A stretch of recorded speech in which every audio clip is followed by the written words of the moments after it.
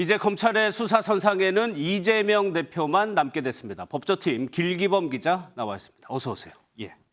어제 법원이 왜 구속영장을 발부했는지 구체적으로 한번 들여다볼 필요가 있을 것 같아요. 네, 앞서 리포트에서도 보셨듯이 법원이 밝힌 구속영장 발부 사유는 증거인멸과 도주 우려입니다. 검찰은 정 실장의 아파트에서 CCTV와 2개월치 차량 출입 기록 등을 확보했는데요. 검찰은 출입 기록을 통해 정 실장이 집에 자주 오지 않는다며 주거가 부정확하다는 점을 영장심사에서 강조한 것으로 알려졌습니다. 이게 이제 성남에 있는 아파트라는 얘기죠? 네, 맞습니다. 또 국회 사무실 컴퓨터의 운영체제를 새로 까는 등 증거인멸 가능성도 주장했는데 이를 법원이 받아들인 것으로 보입니다. 또 대장동 일당인 남욱 변호사와 김만배 씨가 다음 주에 차례로 석방되는데 정 실장 측이 두 사람을 회유하거나 말맞추기에 나설 가능성까지 고려했다는 분석이 나오고 있습니다. 그런데 법원의 판단이 나오기까지 양측의 공방 신문이 굉장히 오래 했거든요. 네, 맞습니다. 어제 정 실장의 영장실질심사는 오후 2시에 시작됐습니다. 그랬죠. 검찰 정권의 수사는 증자살인 3인 성호입니다. 군사 정권보다 더한 검찰 정권의 수사는 살아있는 권력에도 항해해야 할 것입니다. 그런데 이게 밤 10시 10분쯤에서야 끝이 나면서 약 8시간 10분 동안 진행됐습니다. 이는 역대 세 번째 기록인데요.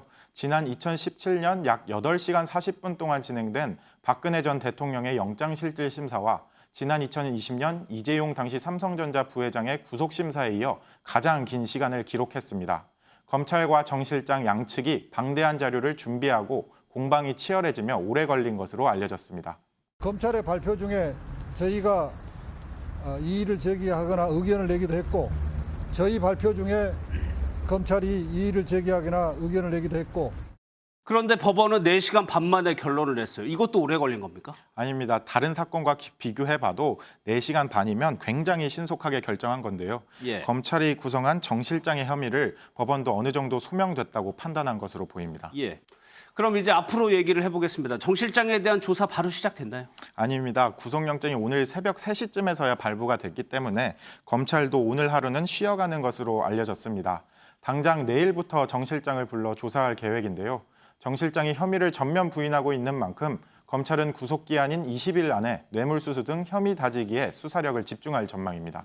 관심은 이제 이재명 대표입니다. 검찰은 어떻게든 이 대표와의 연관성을 찾아보려고 하겠죠. 네, 맞습니다. 검찰은 앞서 이 대표와 정 실장을 정치적 공동체로 규정하기도 했는데요. 이에 대장동 일당과 유착해 특혜와 뇌물이 오간 정황을 이 대표가 알고 있었는지에 수사력을 집중할 것으로 보입니다. 검찰은 정 실장이 받은 뇌물 1억 4천만 원 가운데 5천만 원이 이 대표의 성남시장 재선 선거운동에 쓰인 것으로 보고 있습니다. 이 대표의 또 다른 측근이죠. 김용민주연구원 부원장 역시 대장동 일당으로부터 돈을 받아 이 대표의 대선 경선 자금으로 썼다는 혐의로 구속돼 재판에 넘겨졌는데요. 최측근 2명의 혐의가 모두 이 대표를 향하면서 결국 검찰이 이 대표를 수사하는 건 시간 문제라는 분석이 나오고 있습니다.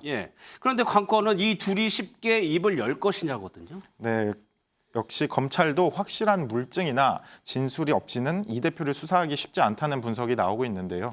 때문에 검찰은 정 실장과 김 부원장의 자백 확보를 목표로 하는 것으로 알려졌는데 두 사람이 모두 이 대표와의 연관성을 부인하고 있어 쉽게 풀리지 않을 수 있다는 관측이 나오고 있습니다. 그러면 검찰의 다음 수사 전략은 뭐가 될까요?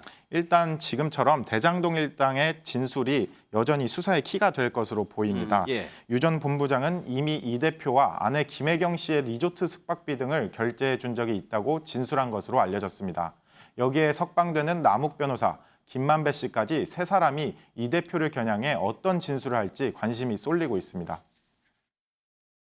수사가 단 한 사람의 어떤 이야기 때문에 진행될 거라고 생각은 하지 않습니다. 다 이제 부끄러움을 좀 알았으면 좋겠다는 생각이 듭니다. 정 실장과 민주당 측은 대장동 일당의 진술 신빙성 문제를 끊임없이 제기할 것으로 보이는데요. 이에 검찰은 물증 확보에 집중할 것으로 보이고 정 실장과 대장동 일당의 대질 신문도 이뤄질 수 있다는 관측이 나오고 있습니다. 오늘은 여기까지 듣도록 하겠습니다. 법조팀 길기범 기자였습니다.